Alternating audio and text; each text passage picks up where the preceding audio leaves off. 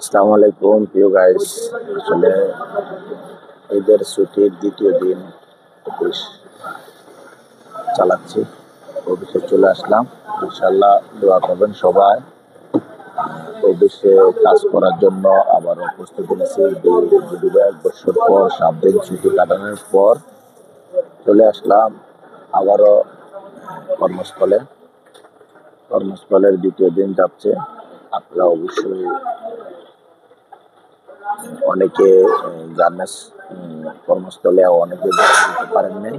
আশা করি আপনারা আমার মতো যারা একদিন আগে 2 দিন আগে জয়েন দিয়েছেন সবাইকে জানাই আন্তরিকভাবে ধন্যবাদ ও শুভকামনা। যারা এখনো আসেন নাই, যারা এখনো জন্মভূমিতে আছেন, মাতৃভূমিতে এখনো দেশ গ্রামে আছেন, সবাইকে জানাই আন্তরিকভাবে ধন্যবাদ ও শুভকামনা।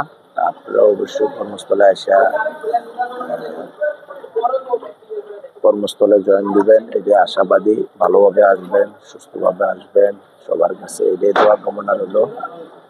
আর সবাই আসার সময় ভালোভাবে আসবেন, এটাই হলো আমাদের আসলে দোয়া কামনা রইল সবার প্রতি। আর আসার সময় দেখে শুনে আসবেন, এটাই হলো একজন মানুষের প্রতি ভালোবাসা ও স্নেহ আদর সবকিছু মিলে। আসলে একটা জিনিস মনে রাখবেন, এই দুর্ঘটনা ঈদের প্রচুর পরিমাণ হয়েছে। তার জন্য সবাইকে বলবো আপনারা অনেক চিন্তা ভাবনা করে অনেক দেখে শুনে আসবেন। আসলে আসার সময় কেউ তাড়াহুড়া করবেন না, ভালোভাবে আসবেন, এটাই আমরা সবাই চাই। আর সবকিছুরই একটা আশা আকাঙ্ক্ষা থাকে।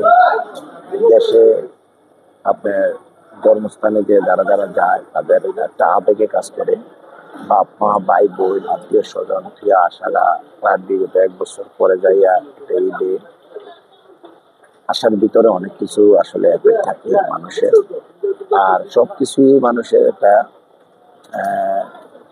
যে নারের টান বলে মানুষ, এটা আসলে থাকে যে কোনো মানুষেরই, সবারই। আসলে ভালোবাসা প্রতিটা মানুষেরই আবেগের কাজ করে।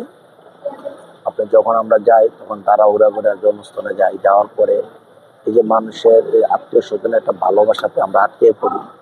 এই আটকানোটা যে কোনো মানুষের জন্য আসলে এই যে একটা ভালোবাসা, মায়া, মহব্বত, সবাই কিন্তু এই জিনিসটা মানুষ ফলো করে। এই জিনিসগুলো আসলে মানুষ সবাই এখন তাদের জায়গা থেকে তারা মিস করে।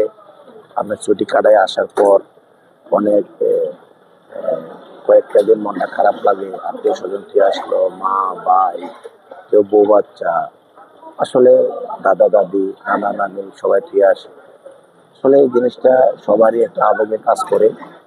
আমরা আসলে এই আবেগগুলা কর্মস্থলের থেকে এই আবেগগুলো আমরা ফলো করতে পারি না।